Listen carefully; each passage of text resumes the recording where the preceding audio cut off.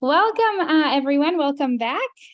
Looking forward to learning together today here with Rabbi Ziring on this last session in the series about Teshuvah, Tefillah, and Tzedakah in the age of social media.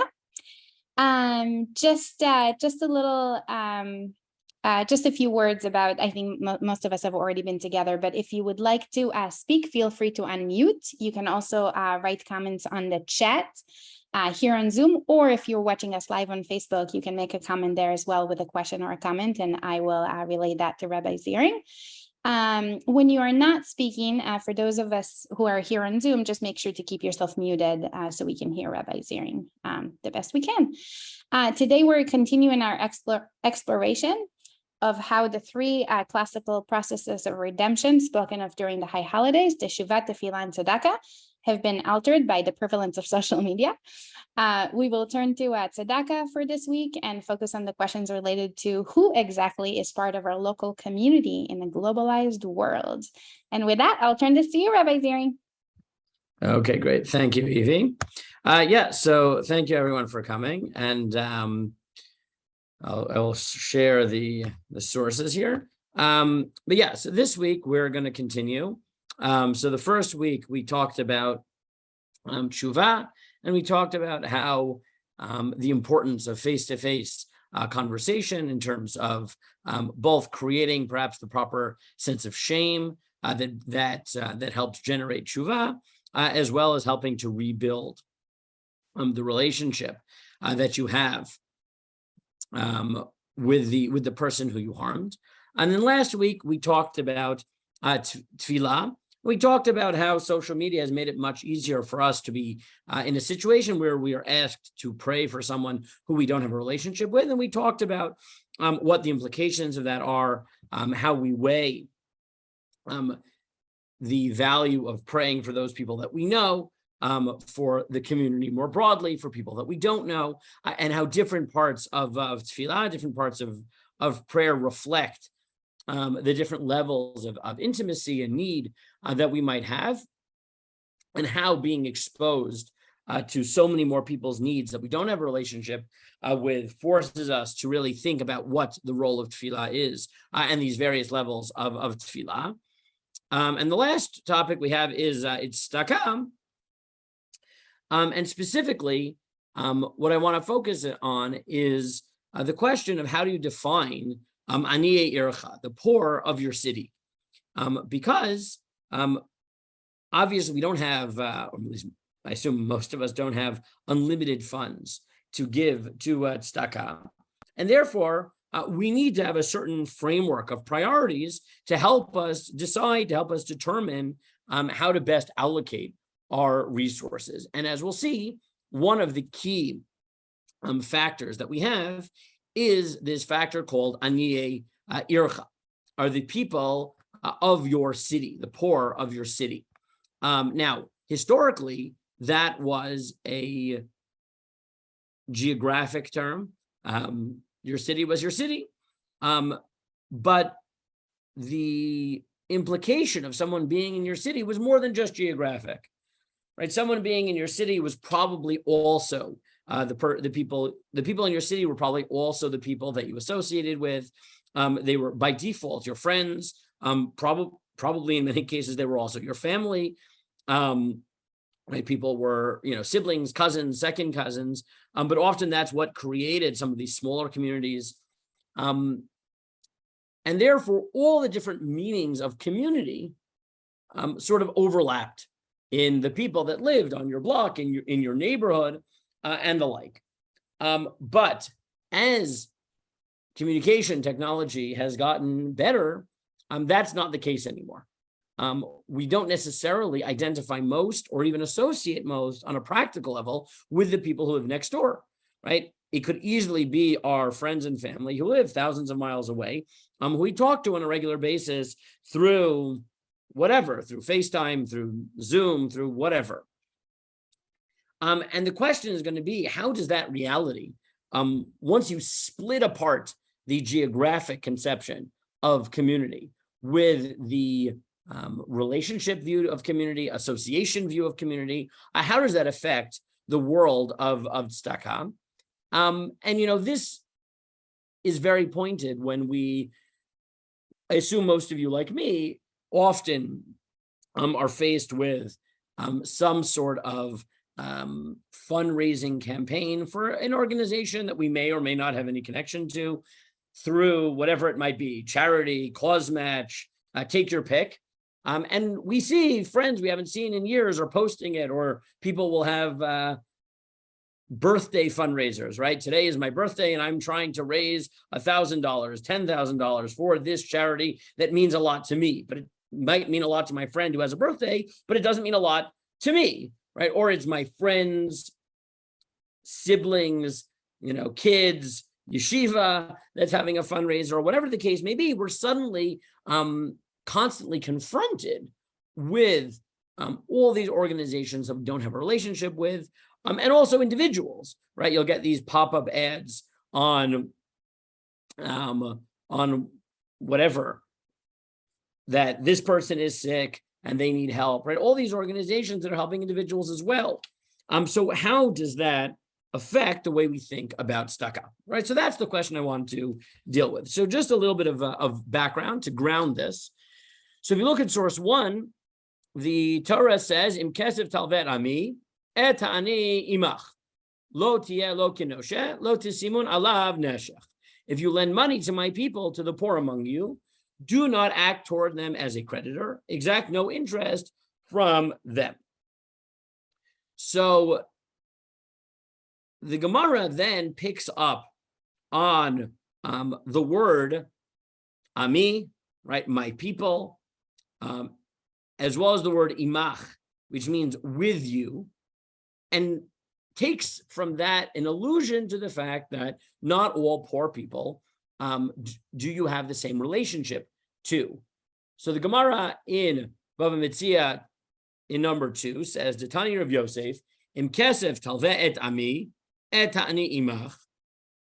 If you lend money to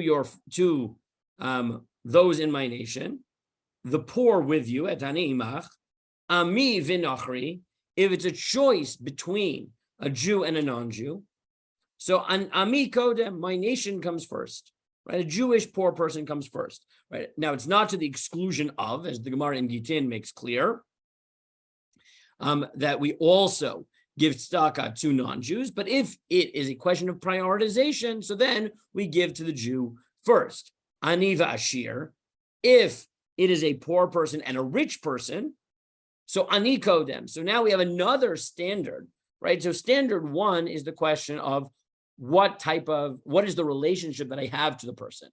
The second standard is how much does the poor person need the tzedakah?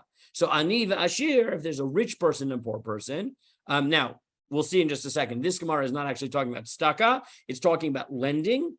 Now, lending in the Torah is almost identical to giving tzedakah, and even in terms of practical halacha, lending money to someone who needs is a form of tzedakah, which becomes very clear at this time of year, at the end of Shemitah, where if you lend money and the person doesn't pay back by this coming Rosh Hashanah, so the loan is wiped out, right? There is this recognition that not only is lending money a form of charity, Shemitah can turn it into retroactive charity, right? What we think of as charity. Now, the truth is that retroactive charity is not the same as charity. Rabbi Dov Linzer has made this point, right? That just because Shemitah turns a loan retroactively into a gift doesn't change the fact that psychologically it's very different, right? If I give someone money and I call it a loan and there's a possibility they'll pay it back, that provides a lot more dignity to the person who needs the money. If they then can't pay it back and the Shemitah wipes it away, right, that still maintains their dignity in a way that requiring a straight out handout, right, does not provide, right? So retroactive charity is still in many ways better than a handout to begin with. But that connection between loans and charity is why the principles that we'll see are the same, or at least almost the same in both categories. So the Gemara here says, "Ani v'ashir, ani kodem." you have a rich person, a poor person, so the poor person comes first. Aniyecha v'aniyei ircha, the poor, your poor, right? Your family and the poor of your city. Aniyecha kodmin. So the poor of your poor come first. Aniyei ircha v'aniyei ir acheret. But if there's the poor of your city and the poor of another city, aniyei ircha kodmin. So the poor of your city take priority over the poor of another city. Now that's in the context of loans. But if you look in source 3, a very similar Gemara is found in the case of more classic tzedakah, of handouts, of charity. Patoch tiftach, you shall surely open your hand. Ein li ela la'aniyei ircha. I might have thought that you only give to the poor of your city, right? So here it's formulated in an even stronger way that you might have thought that charity is limited to those in your city. La'aniyei ir acheret minayin. How do I know that you have any obligation to the poor in another city? Talmud lomar patoch tiftach. It has the double language, open, you shall surely open, mikol makom, which teaches that it may not be primary, but you still have an obligation of charity to those outside your city. Naton titain, you shall surely give. Ainli ella matana miruba. I only know that you should give a large gift. Matana mu'etet minayin. How do I know that even if he only requires a little bit, I should give as well? Talmud lomar naton titain mikol makom.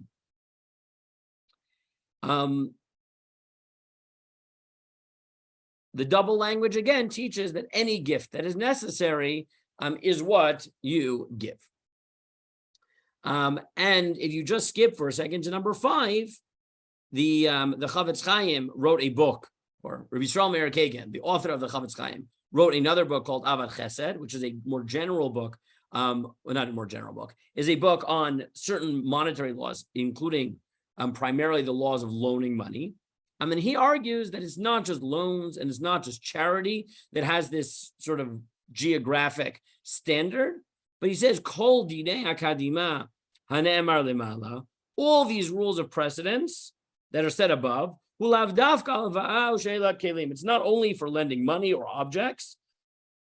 The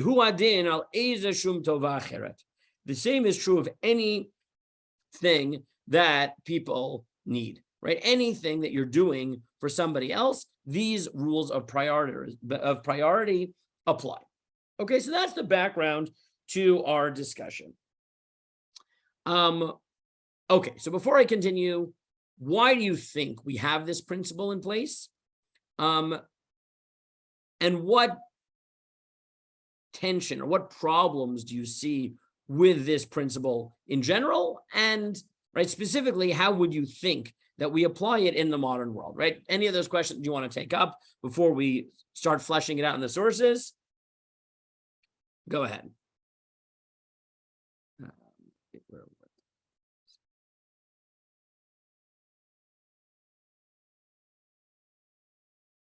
Okay, so I'll continue then. So as I said, the first thing we do have to note is that the geographic standard, or even in general, the standard of those closest to you, that standard, as we saw, is balanced against the standard of need, where the Gemara there brings two different things, right? On the one hand, it says all these rules of your poor, the Jewish poor, the poor of your city take priority.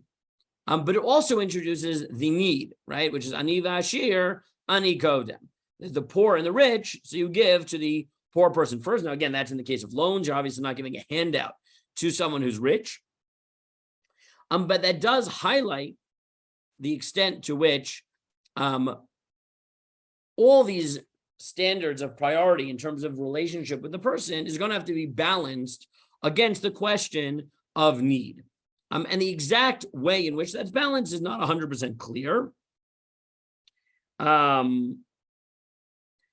gave you just in here in 12 that the Panim Yafot in his parish to Dvarim takes the very radical claim that all the geographic claims, all the familial claims, all of that that is only a second tier and of parameters, and that comes after the need-based parameter.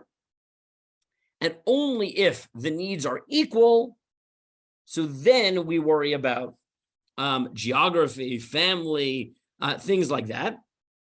But if someone needs the money more and they're not from your city, right? You live in a relatively affluent city. So what it means to be poor in your city means maybe someone needs help with tuition, which is a common occurrence. But the town next door, let's say, the poor are much poorer and need food.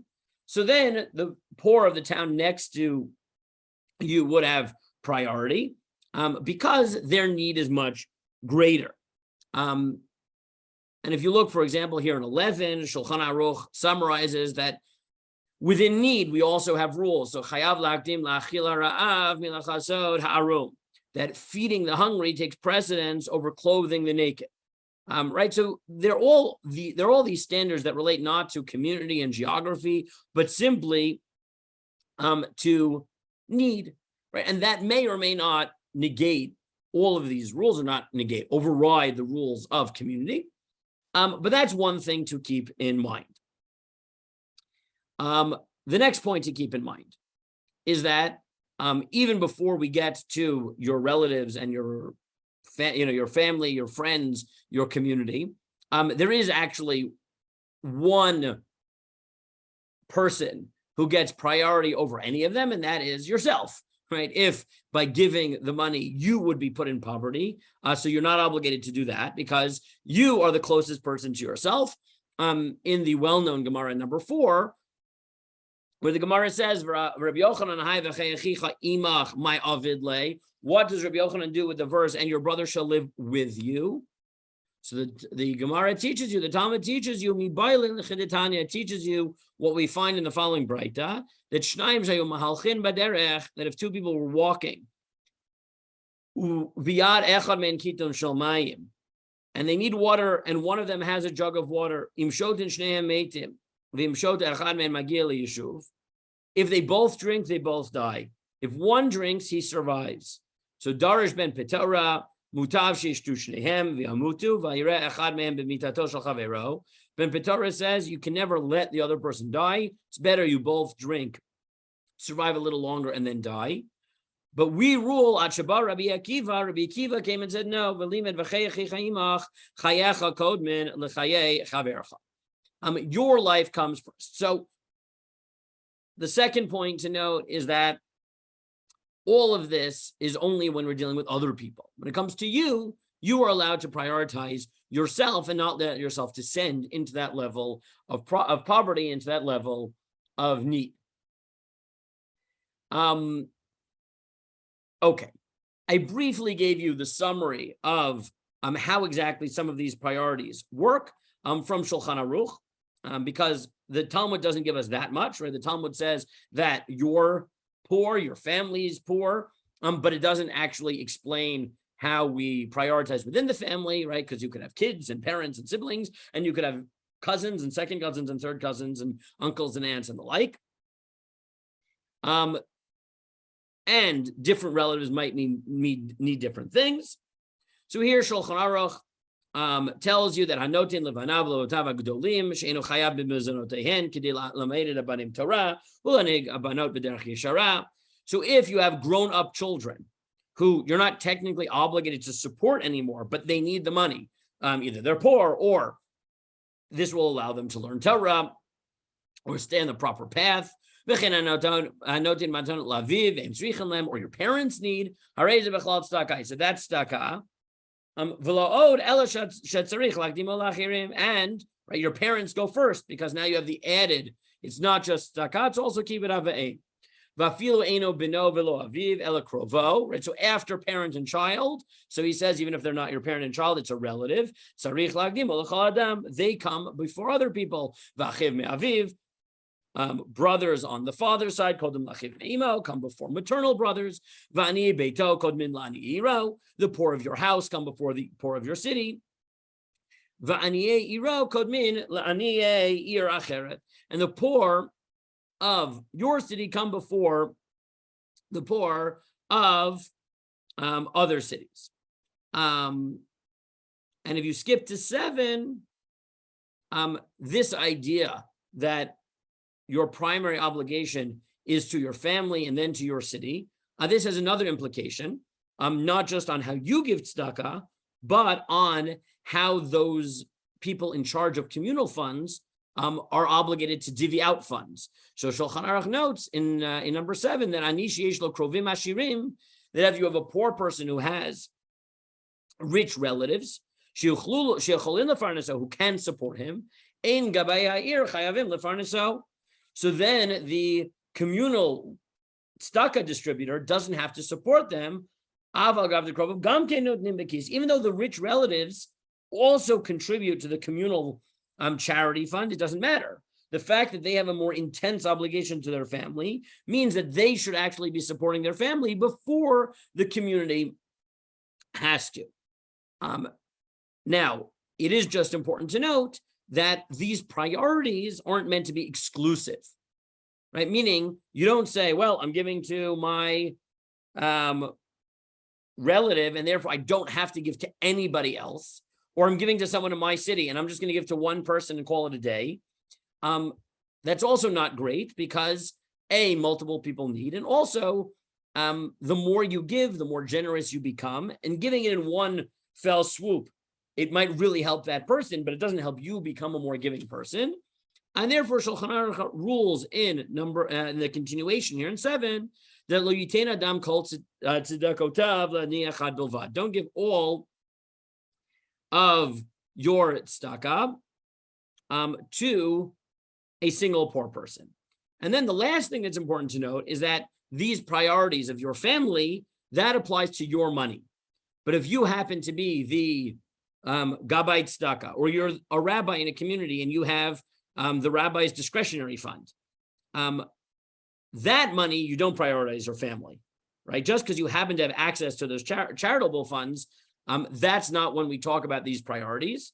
And Shulchan Aruch therefore says, if you are the person distributing charitable funds, you have to make sure not to give your family more. And the Ramah clarifies the Dafka Gabai. Obviously, that's only someone distributing public funds. But if it's your private money, that's what you're supposed to be doing. You can and should. The Hein Kod Min, right? You can give it to whoever you want. And in fact, they have priority. Okay.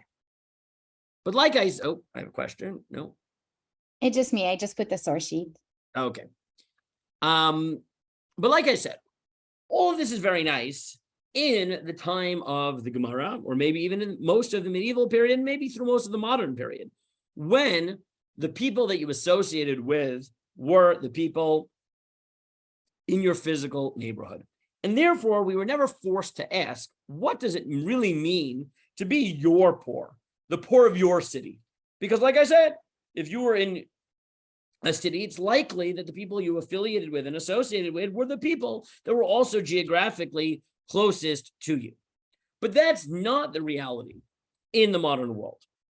In the modern world, often the people that we happen to live next to, we don't immediately think of as our community. And this is especially true, I think, when it comes to organizations, right? Where if we think in terms of, who do we affiliate more? As Rabbi Yehuda Zoldan puts it this way. Let's see if I actually put it here. No.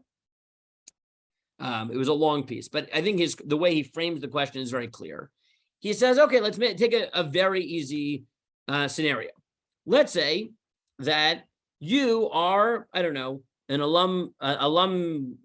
alumnus, whatever, of, take your pick, right? Whatever high school you went to, whatever college you went to, or you have kids in a school and you really, really identify with the message of that school. Okay, so I live here in Efrat, right? So my kids go to Zion, right? I'm an alumnus of I went to Rambam for high school. I went to Yeshiva at Har Etzion for Yeshiva. I went to YU for several degrees. Let's say I'm living here, and for whatever reason, next door to my house, a Satmar Kollel opens up. Why? I don't know. But they do, right? They open up next door. There's very theoretical. There's cheap land next door. There isn't, but let's say there was, right? So they open up.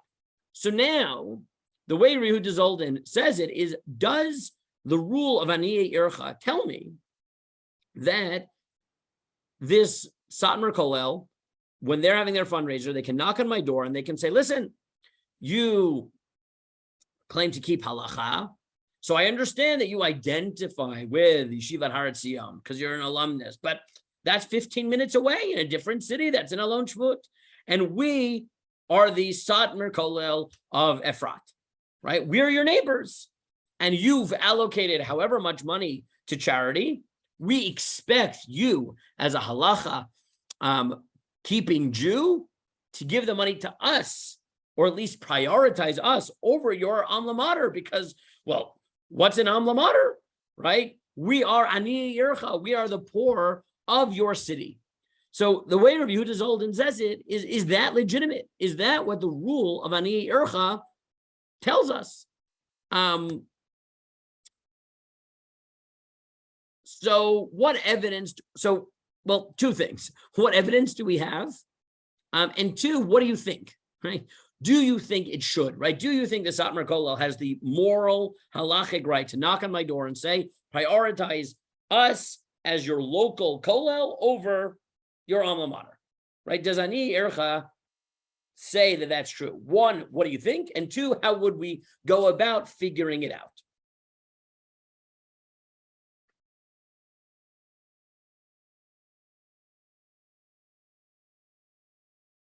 No. Okay. Okay. So Ilana says, well, maybe we should redefine Ir to be something other than geography, right? To say, as we said before, listen, it used to be that Ir was your city and the people you associated with and everything all together. But nowadays we can split between geography and whatever that other thing is, affiliation, identification with, community in the broader sense of the word. And maybe the halacha never really was about geography.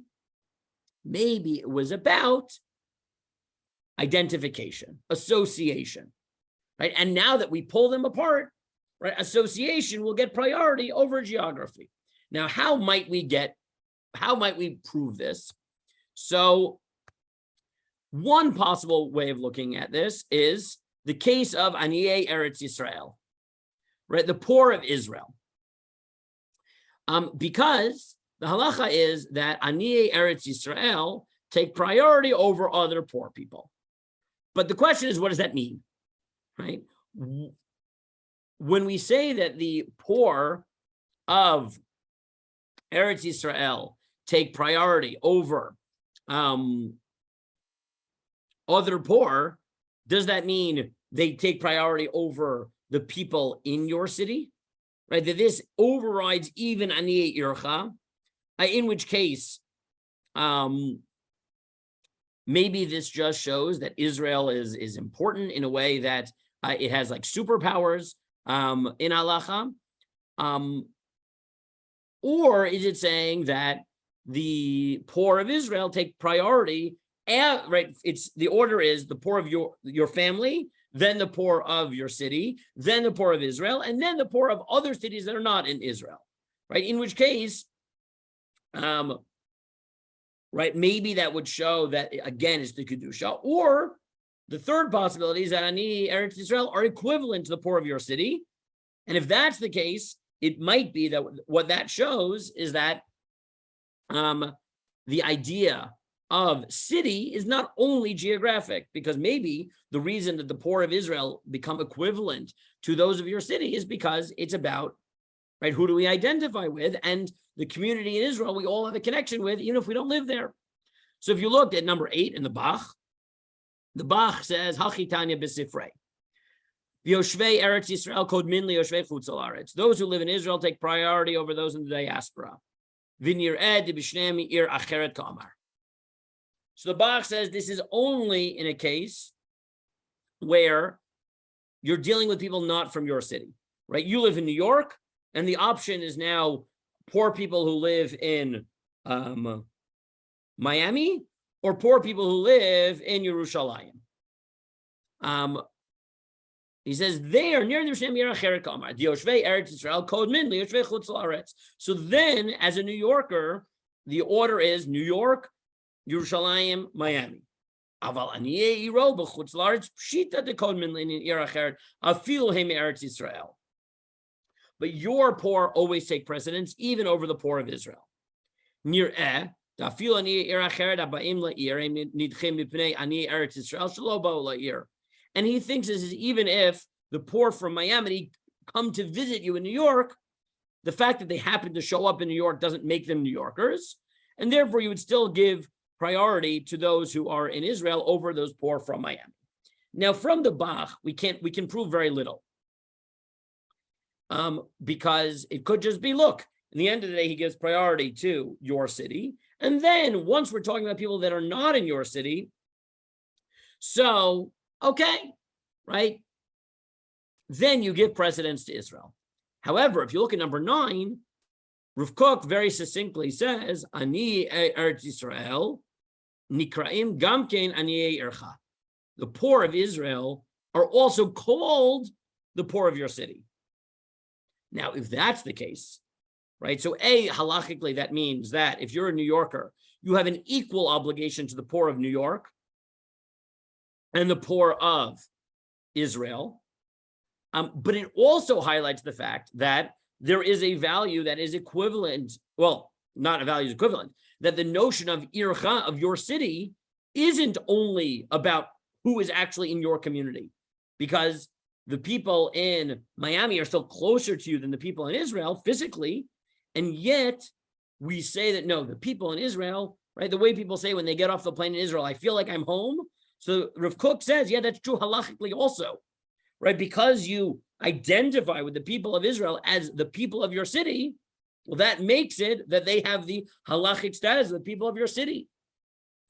That type of rule, right, points in the direction of saying that Ir isn't only geographic, right? It's also about who I identify with and associate with and value as part of my innermost circle. And if that's the case, then we might suggest that when it comes to a globalized world, we might even replace the idea of geography with that of identification, of association, and the like. More evidence of this can be adduced. I'm going to skip the graph for now. It's not so important for our purpose at the moment. But if you skip to the Shiarei Knesset Agdola, number 14, he makes this very clear, and he says, listen, Be'ir shehem nechlakim lechavurot, chavurot, kilot, in a city where they're subdivided into groups, so then your community is your poor, and the poor of another community is someone else's poor, right? So the Shiarei Knesset Agdola clearly thinks that when we say your city, what we mean is your community. Right? Similarly,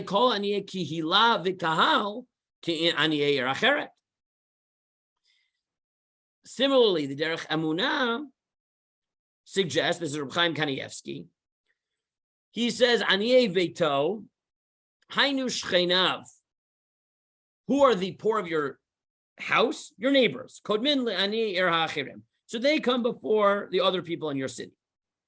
V'yesh omrim, and some suggest, the Shcheinav nikra, what's your neighbor? So you might think your neighbor is the person who lives next door to you. He says, maybe not. Shcheinav nikra imhu ragil etzlo. It's the person who's regularly at your house. V'lo mishadar b'shchunat beito. And not those who live near your house. V'yesh cholkin. And some disagree and say that, no, your neighbor is the person who physically lives next door. So here in Reb Chaim Kanievsky, you see exactly this tension. He quotes one position who says the geographic standard is a geographic standard. And therefore, your neighbor is the person who lives next door. And then he quotes a second position that your neighbor are the people that frequent your house, or the people you hang out with, the people you see, the people you talk to, which offers a non-geographic model to think about to think about city as not city, but community. And Rav Asher Weiss is very, very strongly in favor of the identity-based model. So if you look at 16, Rav Asher Weiss says, even though the halachic authorities have given rules of precedence in charity, you have to understand the reality on the ground. Even though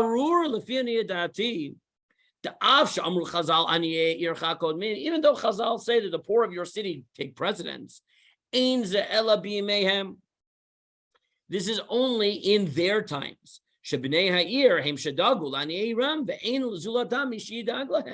Because if you didn't take care of the people next door, no one would take care of them. But nowadays, and now come right, he says it very specifically in terms of technology, which has been the organizing theme of these three shiurim. He says now in this time where we have communication, and these mass communication. The poor people travel across the world to get donations. Or there are these rabbinic organizations, the Gufei Tzedakah, or these charitable organizations, and they collect for these poor people. They advertise in ways that shatter boundaries and distances. Then that person isn't the poor of your city because he doesn't need you anymore, right? The principle of ani yircha is you're supposed to give precedence to the people in your city because they need you, but he doesn't need you. He's being taken care of by this charitable organization that collects money from the whole world. And therefore, we should look more at the other models, at the models of identification and association than of geography. Okay. I'm going to pause for a second. Do you think this is compelling? Right? Ilana already said that she suggested this model exactly, that we think about ear in a different way. Do you find it compelling? And does it matter what type of charity we're talking about?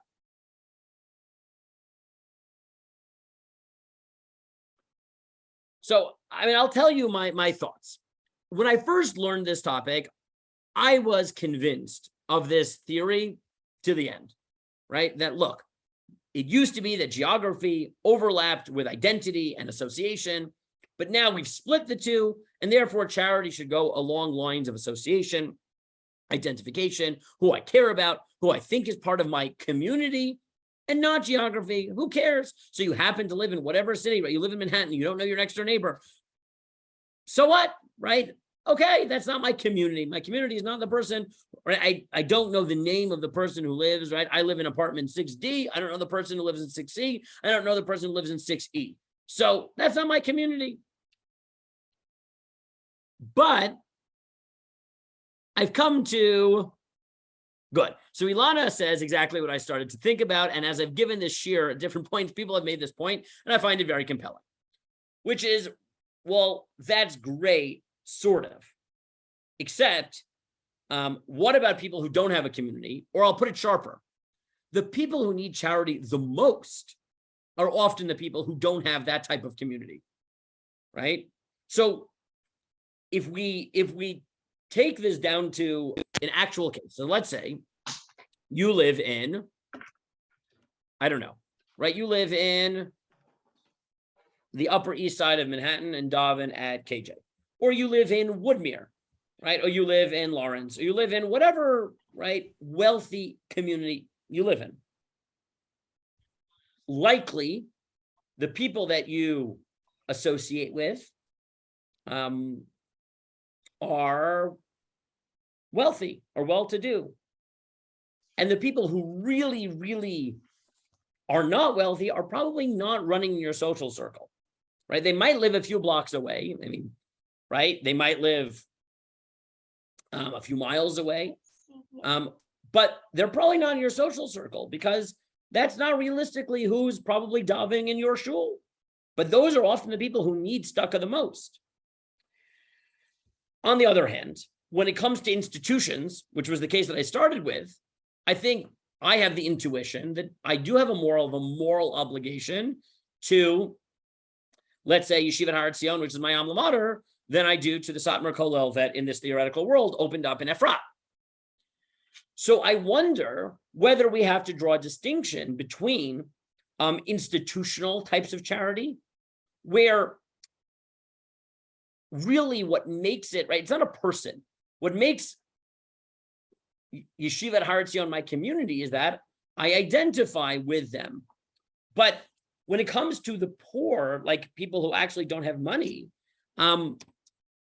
it could be that there, if I really limited myself to the identity type of community, to who do I associate with, I'm going to leave out the people who need the money the most. And therefore, maybe it's worthwhile to have a hybrid model where we take the benefits of both. We recognize that on the one hand, definitely an institutional tzedakah, the identification and association, right? If you come to classes at Drisha, so you feel a hakarat hatov, you feel grateful, you should make a donation, right, to Drisha. That right, you should feel a moral pull towards that. But when it comes to tzedakah to individuals, the people who might need it most, the people you don't know their names, right, who don't have a support group.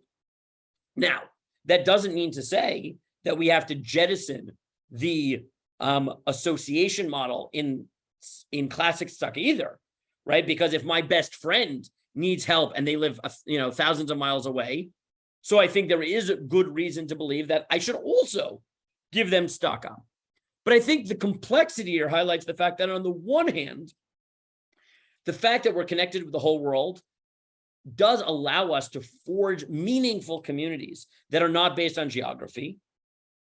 But on the other hand, there is certain benefits to recognizing geography because it forces us to help those who we specifically don't have any connection to emotionally, and that's why they're in so much need, right? And therefore, I've come to sort of, right, pull back from only thinking in terms of identity. I'm much more comfortable talking in terms of identification and association, as I said, when it comes to institutional charity, but when it comes to individual charity, to give up on the geographic model, to forget that the people who need you most might be the people who live, next door, but for whatever reason have trouble making friends, right? Maybe because they are poor, right? And they, right, can't afford to come to all the events that you are and send their kids to all the extracurriculars that your kids are in. And right, people often make friends that way, and they can't afford to be in those situations where they can make the friends. In that sense, geography is very helpful, right? Because I can say, listen, I don't really know you so much, but I see that you need help, and I'm going to give you because, who else is going to help you? Now, as we saw, Rav Asher Weiss was not convinced of this, right? Rav Asher Weiss really thought that even when it comes to personal charity, the standard of Ani Ircha is not as important, but that's because he said, well, but poor people are being helped by these huge international organizations, right? So that's another factor that you need to think about, where on the one hand, yes, maybe the poor don't have a support group that can give them money, but on the other hand, if they happen to run into the right rabbi, he might get them, he might put them on the list of this this huge international tzedakah organization. Kathy says, right, I think that a hierarchical model of charity was relevant when there were no social welfare organizations. And today, perhaps we need to look at different models that are not dependent on hierarchy, but rather on other criteria of need, right? So it could be that another way, maybe even more radical, would be to say, listen, now that we have these international organizations, and in theory, we could level the playing field in terms of geography and things like that, maybe we just need to look at, how much do people need? Now, to be fair, right, that's sort of the philosophy behind the effective altruism charities, right? That they just figure out what in the world has the highest level of need that can be solved with the least money, right? And then we just look at need and effectiveness, and that's it, right? So, right, nets to protect people from malaria always goes right up there at the top, right? So we could say that maybe the way that we've connected the world has broken down some of these hierarchies such that we have to look just at need, right? Or give much more emphasis to need. That's also possible. I want to show you a document. It's not really, I don't know if I would call it a halachic document. It's halachically inspired, right? I would say that. This was a document by Rav Moshe Heinemann, who's the leading rabbinic voice in the Baltimore community. In many ways, as I know from my friends and students in Baltimore, he is seen as somehow, right, even not officially, he's like the overarching rabbinic voice in the community. So he wrote a document a few years ago, at this point, I think more than a few years ago, giving suggestions on how people should divide their charity. And I think what you see in Rav Heinemann's document is an attempt to balance these two definitions of community that we have: the moral obligation, the identification model, who do I feel connected to more on the one hand, and on the other hand, the recognition that maybe the people who need tzedakah most are the people who don't have people who identify with them. They might just be the person who lives in your community and has no support group. So this was sort of the compromise he came up with, but I think it's very interesting in the way that it tries to negotiate these two values. So Rabbi Heinemann writes, in allocating and dispersing tzedakah funds, one should divide the amount of tzedakah into thirds. The first 1/3 should be given to needy individuals or institutions in town. A second third should be used to satisfy one's moral obligations, whether they be in town or elsewhere.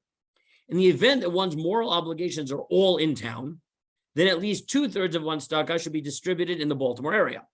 The final third may be given to any qualified individual or institution, including those out of town, provided that the requirement stated above of assuring that over 50% of one's tzedakah be distributed in town has been satisfied. The following constitutes moral obligations: a needy relative or close friend, a Mossad, meaning an institution in which you, your spouse, or your children received a Torah education without paying full tuition, which is, I think, a fascinating claim, right? Is not just the schools that you happen to send your kids to, but the ones who you sent your kids to and you benefited from tzedakah, essentially, from a tax break from them. And now there are parents who need that money in the school, right, who are now in the place that you were once in. A Mossad or needy individual from which you have direct benefit. A Mossad owned or directed by a relative or close friend to whom you feel a responsibility to help. And then I gave you my little summary here that, right, from Reb Heinemann's argument, however, it seems that he does not think the notion of geographic community was replaced by the notion of an ideological one. Rather, he thinks that both notions of community are critical. On an intuitive level, his suggestion makes sense, right? This is just my summary. When it comes to charity for needy people, the issue at hand is not primarily ideological. Rather, we want to ensure that all poor people who need money for food and clothing are provided for. The insistence that each community provide for their own seems pragmatic. Indeed, it would seem preferable to require each geographic community to provide basic sustenance for its poor, because relying on people to give to those that they identify with would likely leave many without support, right? And I think that's sort of the intuition that Rav Heinemann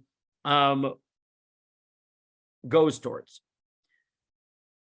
In 18, I gave you a summary by Rabbi Daniel Feldman of an argument by Rav Ziring Charlap that suggests that maybe it's not just the case for institutions, but it really is the case, even when it comes to poor individuals. Going back to the case of Ani Eretz Yisrael, but not the way we said it originally, but to actually argue that nowadays, the poor people in Eretz Yisrael actually have a higher level of demand on you, because the notion of community has changed so much.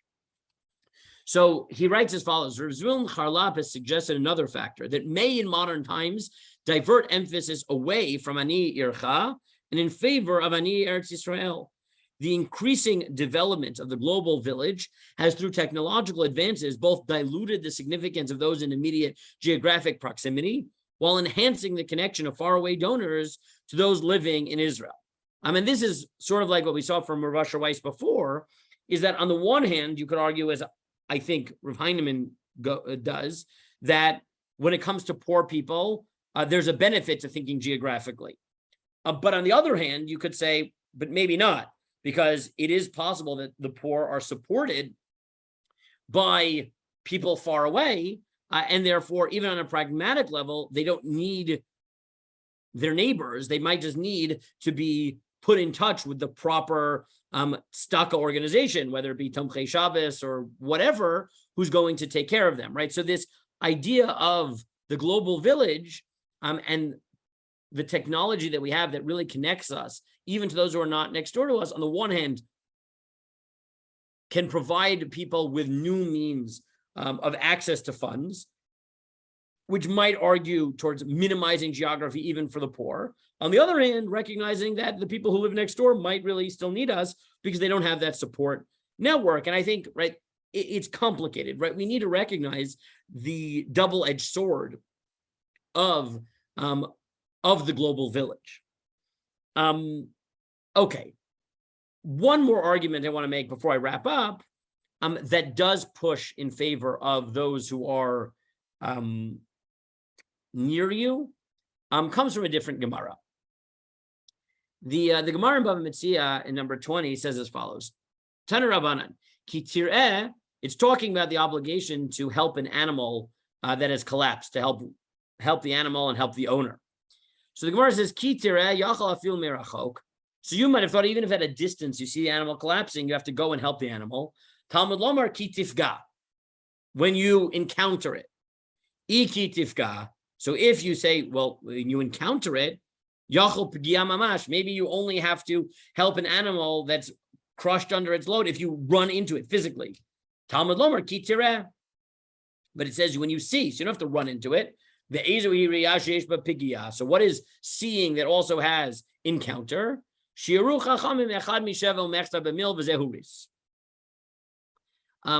Turchiner, I worked under him in Toronto. He's the Rosh Kollel of the Beit Midrash Zichron Dov. He notes that this may be more than just a localized rule in the context of unloading an animal that's crushed under its load, but it could be adding yet another factor you have to think about, and that is that encounter with someone, or even an animal in this case, in need, creates its own moral obligation, right? In addition to the moral obligation created by the people that I identify with, physically actually encountering somebody, right? Face-to-face contact, seeing a need, is itself also a moral and halachic reason to feel obligated. So he writes that the Torah speaks of helping your neighbor's animal in two separate passages. In one, it says to help when you see the animal. In the other, it says to help when you encounter the animal. The Talmud blends the two verses to say that we are obligated to act on behalf of others when we perceive a need with an intimacy that makes it an encounter. If we feel the impact, then we must be moved to act. Now, I think that there's multiple implications to that. On the one hand, that might mean that my neighbor, when I see that they need it, even though I don't know who they are, that's a moral obligation.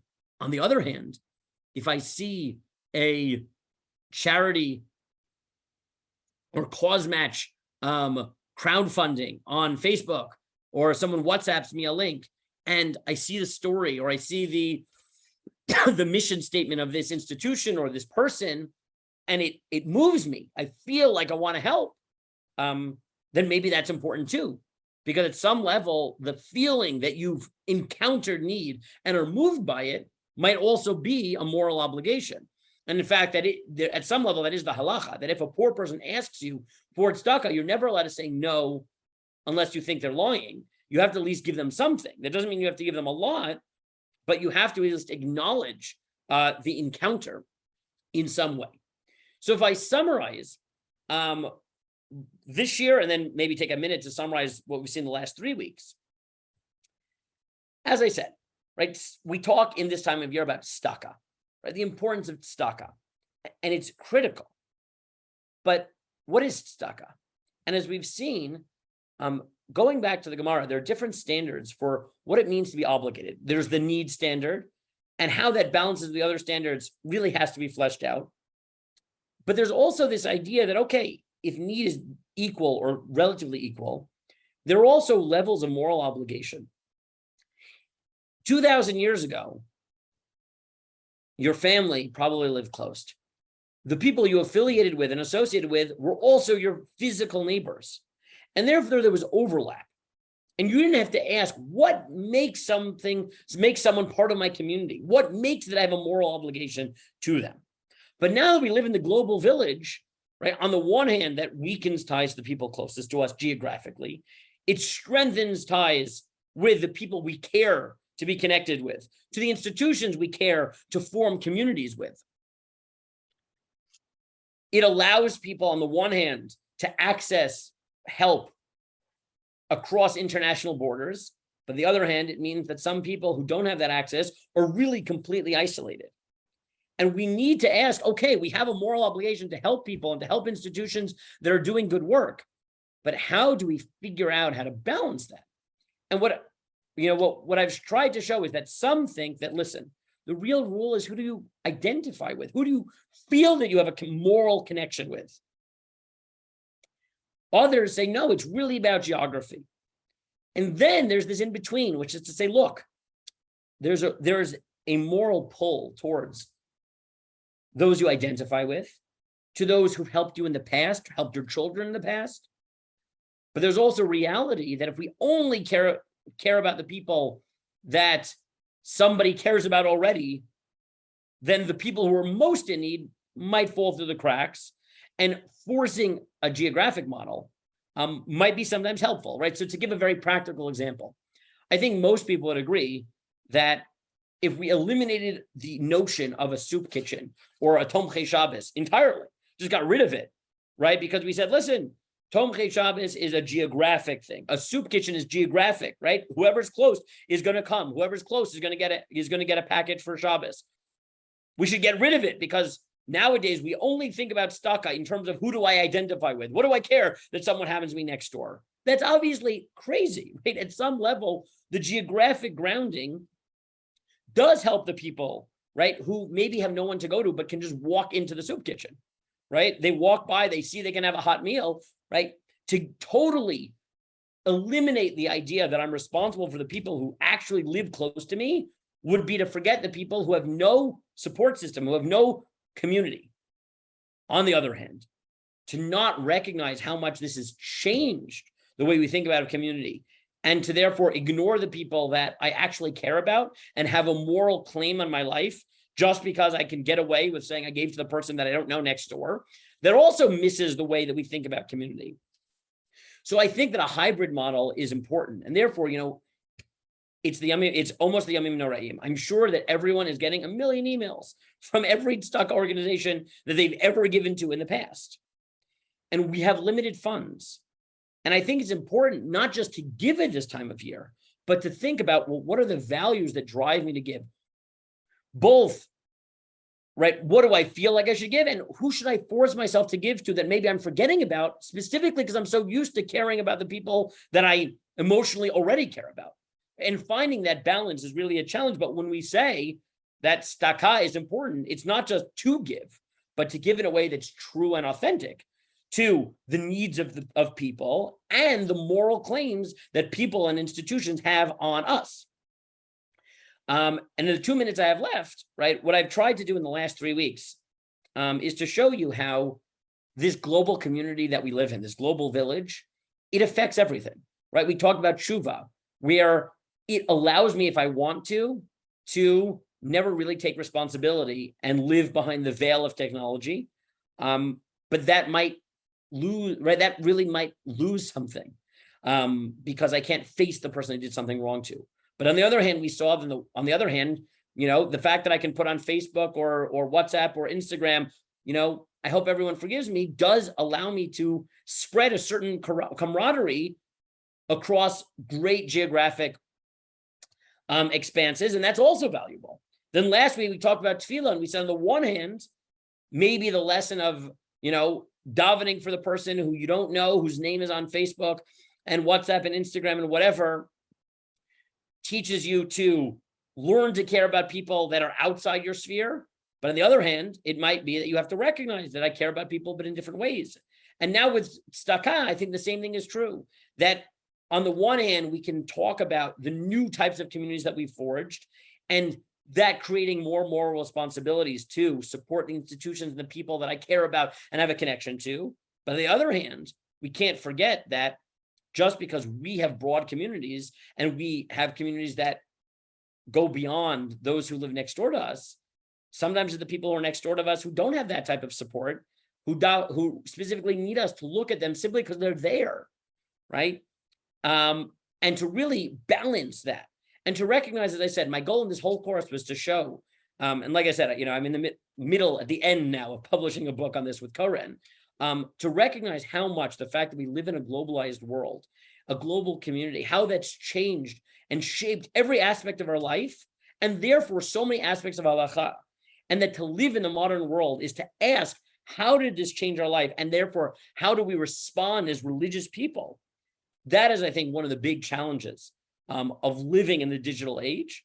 But if we take it seriously and understand how our lives have changed, we'll be able to draw from the principles of halacha to respond to the new world that we live in. So with that, a shana tova, ktiva v'chatima tova to everyone. I hope this was a little bit of food for thought on these three values that really bring us into the Yamim Noraim.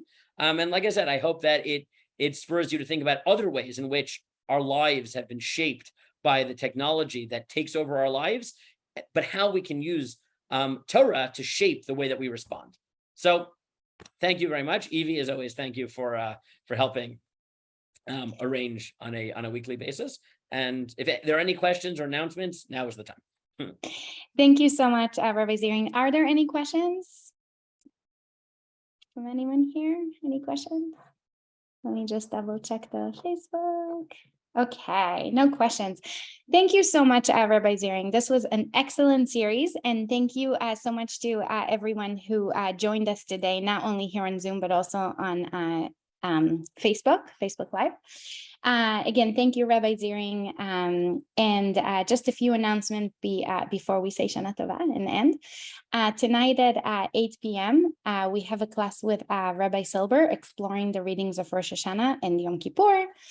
Tomorrow night, we have our final class before Rosh Hashanah with Dr. Tzvi Novik, which will be exploring holiday readings, taking us through the visitation of Sarah. We have more classes scheduled during Tishrei. Also, our music and liturgy project continues to be rolled out. You can learn more information and also register for all of those wonderful things on elu.drisha.org.